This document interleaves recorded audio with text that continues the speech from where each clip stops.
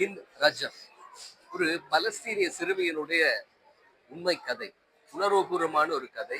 Academy award நொமினியான ஒரு திரைப்படம். இந்த திரைப்படம் இதை குறிப்பிடுகிற போது மிக முக்கியமாக இஸ்ரேல் எவ்வளவு ஒரு கொடுமையான ஒரு யுத்தத்தை நடத்தி கொண்டிருக்கிறது என்பது இந்த சிறுமியினுடைய கதையிலிருந்து இந்த உலகத்துக்கே உணரக்கூடியதாக இருக்கு. இன்று இஸ்ரேலில் மாத்திரம் 70,000க்கும் மேற்பட்ட அப்பாவி பொதுமக்கள் கொல்லப்பட்டிருக்கிறார்கள். அதே போல லெபனானிலும் 3,500க்கும் அதிகமான பேர் கொல்லப்பட்டிருக்கிறார்கள். இதில் நாம் ஒரு விஷயத்தை அவதானித்தால் அதிகமாக பெண்களும் சிறுவர்களும் தான் கொல்லப்பட்டிருக்கிறார்கள். சிறுவர்கள் சிறுமிகள் தான் அதிகமாக இந்த யுத்தத்தினால் பலியாகி இருக்கிறார்கள். இந்த ஹிந்த் ரஜபினுடைய கதையும் அப்படியான ஒன்றுதான். அவர்கள் பயணித்த கார் இந்த கொடூரமான உலகத்தினுடைய பயங்கரவாதிகளால் சுட்டு தாக்கப்பட்டிருக்கிறது. ஒரு காருக்கு 350க்கும் மேற்பட்ட துப்பாக்கி ரவைகள், இந்த 350க்கும் மேற்பட்ட துப்பாக்கி ரவைகளால் மொத்த குடும்பமும் சரிந்து போனதுக்கு பிறகு கிட்டத்தட்ட ஒரு 7-8 மணி நேரம் அந்த சிறுமி உயிருக்காக போராடுகிறார் தன்னம்பிக்கையோடு. என்னை காப்பாற்றுங்கள், என்னை காப்பாற்றுங்கள் என்று தொடர்ச்சியாக அந்த சிறுமி குரல் கொடுக்கிறார். அங்கே செஞ்சிலுவை சங்கம் தொடர்ச்சியாக முயற்சி செய்கிறது. அந்த முயற்சிகள் குறித்து இந்த திரைப்படத்திலே மிக முக்கியமான பல விடயங்கள் வெளிக்காட்டப்பட்டிருக்கின்றன. எத்தனை தடவை அவர்கள் அங்கே இருக்கக்கூடிய அவர்களுடைய சுகாதார அமைச்சுக்கு, அது போல இன்னும் பல்வேறுபட்ட சர்வதேச என்ஜிஓஸ் அமைப்புகளுக்கெல்லாம் அவர்கள் அழைப்பெடுத்தும் கூட அந்த ஒரு சிறுமியனுடைய உயிரை கூட காப்பாற்ற முடியாத ஒரு துர்பாக்கிய நிலைமை தான் உருவாகிறது. இந்த திரைப்படத்தை பார்த்து முடித்ததும் மிகவும் அதிகமான மனவேதனை, அதிகமான ஒரு கவலையும் தான் ஏற்படும். இந்த சிறுமியனுடைய கதை போல பலஸ்தீனத்திலே 1000 கதைகள் உண்டு. 1000 பேர் இது போல பலியாகி இருக்கிறார்கள். இதே போலத்தான் பலஸ்தீனிலும் லெபனானிலும் ஊடகவியலாளர்களும் கூட இலக்கு வைத்து கொல்லப்படுகிறார். ஆக இந்த திரைப்படம் ஒரு முக்கியமான செய்தியை உலகத்துக்கு சொல்லி நிற்கிறது. அனைவரும் பார்க்க வேண்டிய ஒரு திரைப்படம். பலஸ்தீனத்திலே நடக்கின்ற உக்கிர தாக்குதல் சம்பந்தமாக, பாதிக்கப்படுகின்ற மக்கள் சம்பந்தமாக இதிலே மிக காத்திரமான முறையிலே இந்த படமாக்கப்பட்டிருக்கிறது. அந்த வகையில் இன்று இந்த தியேட்டரிலே பலஸ்தீன் எம்பசியால் ஆர்கனைஸ் பண்ணப்பட்டு அழைத்ததுக்கு நானும் பார்வையிட்டேன்.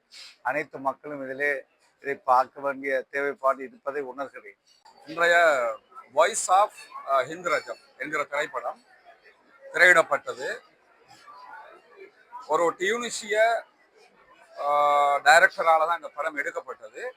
ஆனால் இந்த திரைப்படத்தினுடைய யதார்த்தம் என்னன்னு கேட்டால், பாலஸ்தீனத்தில் ஹிந்த் ரஜப் என்கிற சிறுமி, 8 வயது சிறுமி, அவங்களுடைய மாமாவோட தாலல் ஹவாவில் இருந்து திரும்ப சவுத்துக்கு போகும்போது, தாலல் ஹவா அட்டாக் நடக்குது. அட்டாக் பண்ணும்போது அதுல இருந்து காப்பாற்றி கொடுறதுக்காக சவுத்துக்கு போறாங்க. போகிற நேரத்தில் இஸ்ரேலிய ஆக்கிரமிப்பு இராணுவத்தினால் தாக்குதலுக்கு உள்ளாக்கப்படுகிறது அவங்களுடைய கார். அதுல இருந்த முதல் கட்டமாக மாமி எல்லாருமே மரணிச்சிடுறாங்க. அந்த குழந்தையும் அவங்களுடைய சிஸ்டர் சாராவும் மட்டும்தான் எங்கிறாங்க. சாராவும் பிற்பட்ட நேரங்களில் கொல்லப்படும் போது கிட்டத்தட்ட இந்த வீடியோ அதாவது ஹிந்த் ரஜப்பை பொறுத்தவரையில் ஹிந்த் ரஜப் கிட்டத்தட்ட பல மணி நேரங்கள் ரெட் கிரசன்ட் சொசைட்டியோட தொடர்புலையே இருக்கிறாங்க. அந்த காட்சிகள் ஸ்பெஷலா என்னன்னு கேட்டா, ஹிந்த் ரஜபுடைய வாய்ஸை ரியலாவே கொண்டு வந்திருக்கிறது. அதனுடைய ஹனியா அவங்க தான் டைரக்டர். அவங்க இந்த திரைப்படத்தை எடுக்கிறதுக்கான அடிப்படையாகவே அமைஞ்சது என்னன்னு கேட்டா, இந்த ஹிந்த் ரஜப் ஒரிஜினல் வாய்ஸ் அவங்க கேட்கிறாங்க. கேட்டதோடு தான் அவங்களுக்கு என்ன தோணுதுன்னா, இது ஹிந்த் ரஜப் வாய்ஸ் மட்டுமல்ல, பலஸ்டைன் மக்களுடைய அழுகுரல். எனவே இதை நம்ம உலகத்துக்கு கொண்டு வரணுங்கிறதுக்காகத்தான் ரியலாவே இந்த திரைப்படத்தை அவங்க எடுக்கிறாங்க. இதுல எந்த ஒரு கற்பனை கதாபாத்திரங்களும் இணைக்கப்படல. அதிலும் குறிப்பாக எந்த ஒரு டாக்குமெண்ட்ரி எடுக்கப்பட்டாலும் அது டாக்குமெண்ட்ரியாக நடந்ததை ஒட்டி எடுப்பார்கள். இதுல என்ன ஸ்பெஷல் கேட்டா, ஹிந்த் ரஜப் டைரக்ட் வாய்ஸே இதுல சேர்க்கப்பட்டிருக்கிறது. உலகம் முழுவதும் பாரி அதிர்வலையை உண்டாக்கிய ஒன்றுதான் இந்த ஹிந்த் ரஜபினுடைய அட்டாக். குறிப்பாக ஹிந்த் ரஜபை யாரு கொன்றார்களோ அந்த இஸ்ரேலிய ஆக்கிரமிப்பு இராணுவத்தில் இருந்த கொலைகாரன் ஒரு 1 இயருக்கு முன்னாடி ஸ்ரீலங்காவுக்கு தஞ்சம் அடைந்திருந்தான். ஹிந்த் ரஜப் ஃபவுண்டேஷன் அவனுக்கு எதிராக வழக்கு தாக்கல் பண்ணி உடனடியாக அவன் நாட்டிலிருந்து வெளியேறி பேங்காக் போனா. பேங்காக்குக்கும் அவங்க வழக்கு தாக்கல் பண்ணாங்க. அதுக்கப்புறம் அங்கிருந்து வெளியாகி இஸ்ரேலுக்கு அவன் போயிருந்த காட்சியெல்லாம் நடந்தது. ஹிந்த் ரஜப் ஃபவுண்டேஷன் இதற்கு முழுமையாக களமிறங்கி பாலஸ்தீன மக்களுக்காக குரல் எழுப்புவது மட்டுமல்லாம, ஹிந்த் ரஜப் என்கிற பெயர் தற்போது பாலஸ்தீன குழந்தைகளின் முகவரியாக மாறி இருக்கிறது. இதுதான் இந்த திரைப்படத்தில் இருக்கக்கூடிய ஒரு முக்கியமான அம்சம். இன்னைக்கு நாங்க பாக்குறோம். சேம் டைம் தமிழ்நாட்டில் ஹபீபி என்கிற ஒரு திரைப்படம் வெளியாகி இருக்கு. நம்முடைய சமூகம் ஹபீபி திரைப்படம் என்று கொண்டாடி கொண்டிருக்கிறார்கள். உண்மையில் கொண்டாட வேண்டிய நிஜமான உலகத்திற்கே கொண்டு போய் சேர்க்க வேண்டிய ஒரு அழுகுரல் இது. கடைநல்லூர்ல வாழ்க்கை முறை எப்படி இருக்கும்னு படத்துல எடுத்திருக்கிறாரு. அதனால நாங்க அதை ப்ரொமோட் பண்றோம் என்று இன்றைக்கு சில அதாவது பேச்சாளர்கள் இருந்து அதை ப்ரொமோட் பண்ற காட்சியெல்லாம் நாங்க பாக்குறோம். வருத்தத்துக்குரியது என்னன்னு கேட்டா, உண்மையிலே ப்ரொமோட் பண்ண வேண்டியது தமிழக மக்களுக்கு மட்டுமல்ல முழு உலக மக்களுக்கும். இது ஆங்கிலம் டப்பிங் அதாவது டெக்ஸ்ட்ல தான் இந்த படம் ரிலீஸ் ஆகுது. உண்மையிலேயே தமிழ் சிங்கள மொழிகள்லையும் இந்த திரைப்படம் கொண்டு போய் சேர்க்கப்பட வேண்டும். ஒரு 25 லட்சம் மக்களுடைய அழுகுரலை வெளிப்படுத்துகிற ஒரு சினிமாவாக இந்த சினிமா எடுக்கப்பட்டிருக்கிறது. எனவே நான் நினைக்கிறேன் தொடர்ந்து இங்க அதை காட்சிப்படுத்த போறாங்கன்னு நினைக்கிறேன் எம்சில. அப்படி வாய்ப்பு கிடைத்தால் அத்தனை சகோதரர்களும் குடும்பங்களோடு வந்து இந்த காட்சியை பாருங்க. பாலஸ்தீனத்தின் அழுகுரல் ஹிந்து ரஜபுடைய இந்த திரைப்படத்தில இருந்து வெளிப்பட்டிருக்கிறது. The voice of Hind Rajab මං හිතන්නේ චිත්‍රපටිය බලද්දී අපිව අපි මනුෂ්‍යත්වයේ පිළිබඳ මාර බයක් ඇති වුණා.